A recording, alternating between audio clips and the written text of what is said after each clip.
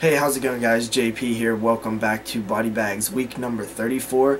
The film that I'm going to be reviewing today is kind of an interesting one. It's called Crybaby Lane from the year 2000, and I actually am going to get into the history of this film a bit because the backstory is more intriguing than the actual film. And the reason I say that is because this film went into production in 1999 and it aired October 28th of the year 2000 on a kids network, and that kids network is Nickelodeon. This is a made-for-television film. It originally was going to be a theatrical film with, kind of a big budget behind it. Ended up being a television film with, under $1 million behind it.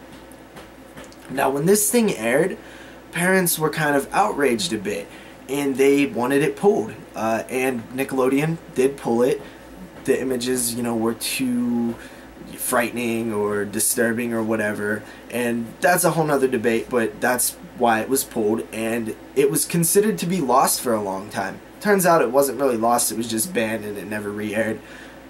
Now, a lot of people didn't know about this until 2011 when it re-aired, and now a lot more people know about this film, but before that it was kind of, barely talked about because nobody remembered it. It aired one time and that was it.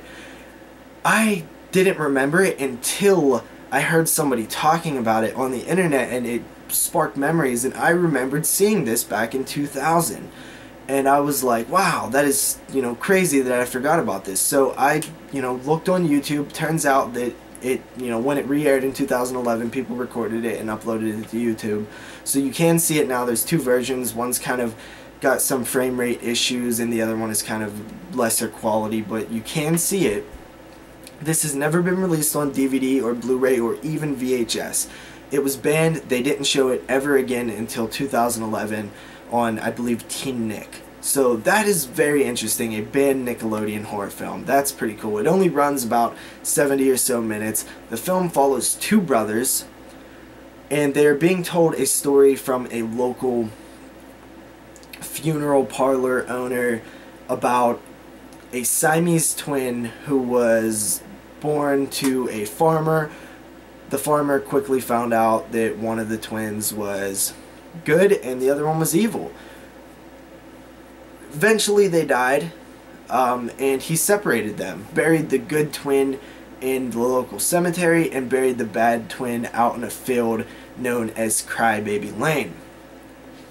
Now, these two brothers in present day decide to go to one of the grave sites of one half of the twin and kind of did a seance. They kind of do a seance and conjure up the evil spirit, so they have to stop him. That's basically the story. Now, this film is not that great. It's kind of simple. It feels like an extended Are You Afraid of the Dark episode and not really a good episode.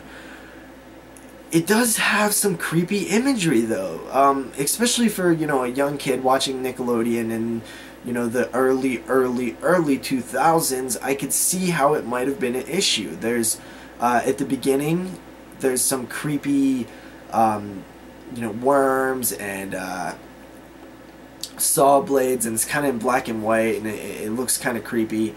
And then, later on, there's some skulls and creepy stuff there, so I can maybe see it, but honestly, the intro to Are You Afraid of the Dark was pretty scary too, and maybe a bit scarier than this, so I'm not 100% sure why it was such a big deal. I mean, I can kind of see it, but not really, when you have stuff like Are You Afraid of the Dark a couple years earlier, I believe.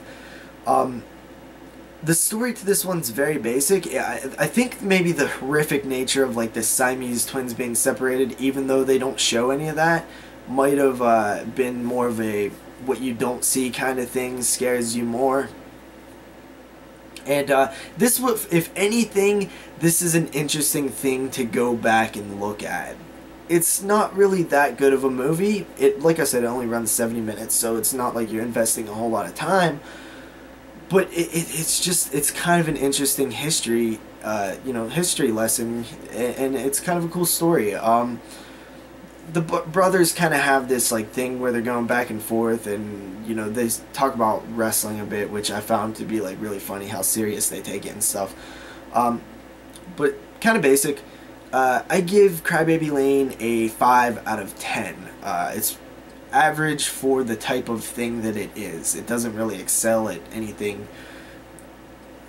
really anything. But you know, it's one of those TV kids movies that doesn't stand out besides the interesting history that it has. So with that said, guys, I do recommend checking it out just for like the history lesson, but that's about it. So I'll see you guys next time, week number 35. Peace out.